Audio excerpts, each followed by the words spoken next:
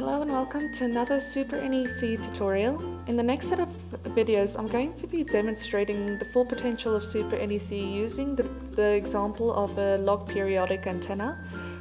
For example, today we're going to be working mainly with the input interface, and after that we'll be covering another video on simulation settings, output interface, how you can adjust assemblies to your specific design, etc, etc. And at the very end of the playlist, if you just want to sit for a good half an hour or so and just learn SuperNEC, there is going to be a supercut of this video. So to begin with, let's just add our LPDA. Add assembly antennas, and you'll see there's an LPDA section. So SuperNEC's never actually been available to the public before. It's mostly been used by the company for antenna simulations. This will all get cleaned up hopefully in the next couple of months as later versions of the software becomes available. For now, I'm just going to add the SN LPDA. This is the first interface you'll be greeted with. Some of it's quite self-explanatory, so you have the location of your antenna. These are coordinates X, Y, and Z. Orientation about the X plane, Y plane, and Z plane. Segment length is in terms of the wavelength, so it's 1/10 of a wavelength. And frequency scaling, self-explanatory.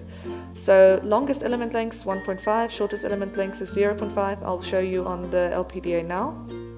These scaling factors are often going to be auto-generated based on the actual equations for an LPDA, but you can mess around with those as well if you'd like. This is the ratio of the radius to the length, and the characteristic impedance of 50 ohm is just pretty standard. So let's just add it quick. There we go. Press shift to actually zoom in, give you guys a better look. There we go. So we have our LPDA centered at 0 for everything. So each one of these lengths, this is our 1.5 longest element, and this is our 0.5 shortest element. We've got the transmission line going straight down the middle. And if you want to move on with your inputs, you can just literally go like so, and you can translate the LPDA however you wish. Control to move, there we go. And then you'll see we've moved it up a bit. We can edit it again. Quick tip, if you're going to be transforming your actual assembly, it's going to be a lot like a normal Cartesian graphical transformation.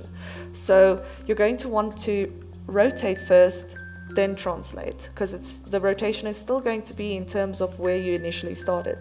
So I'm going to go back to that initial point and just rotate it 90 degrees about the Z-axis. Press OK. And there it is. So back where we started, and instead of this way, pointing this way now.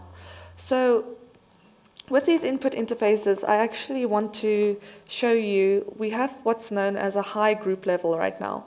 So basically when I click, the entire thing is highlighted red. I'm working with the assembly in general.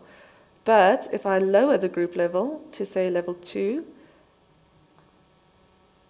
I can select and edit the characteristics of each individual element. So any one of these elements, I can check their details, I can adjust them.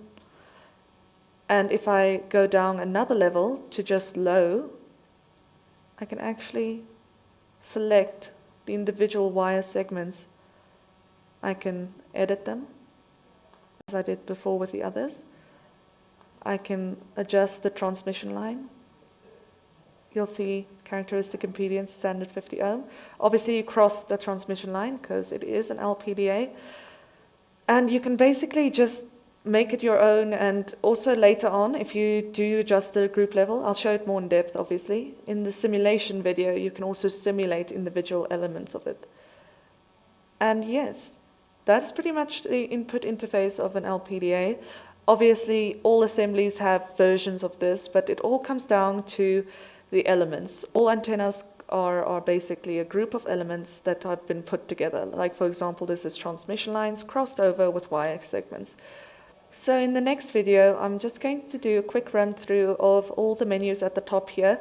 I might do a very small demonstration of the other aspects, but obviously I'm going to go in depth. For example, with the simulations, I'm going to go incredibly in depth on what you can see, what you need to see, what you actually can analyze about the antennas.